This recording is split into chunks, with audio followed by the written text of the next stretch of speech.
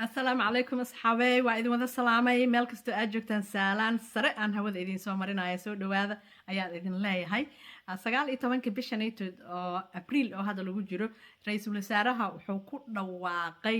in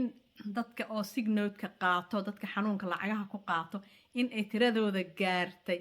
11 milyan ay gaartay marka taa cala adligeed in hawshan wax laga qaban doono oo la joojin doono joojis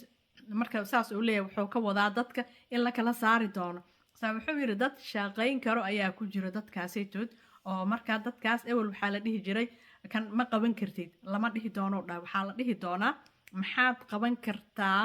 ayaa la dhihi doonaa ay waxaa jira wax pilot hadirtan howl hadirtan socoto oo dadka lala shaqeeyaa jirto taas ayaan sii kordhin doonaa ayuu dhahay tan kale oo muhiimka ana waxaa waa ewel gb-ga kuu qori jiray dhakhtarkaaga hadda kuma dhakhtarkaaga hataa hadda kuu qor laakiin iyaga waxay kuu gudbin doonaan dhakhtar ayaga ay leeyihiin oo muxuu ahay khibrad u leh xagga caafimaadka qolooyinka caafimaadka ka socda oo waqti dheer ku siinaysa gb-ga waqtigiisa uu gaaban yahay waqti gaaban ayuu kula hadlaya laakiin qofkan waa qof waqti dheer ku siin doono oo si fiican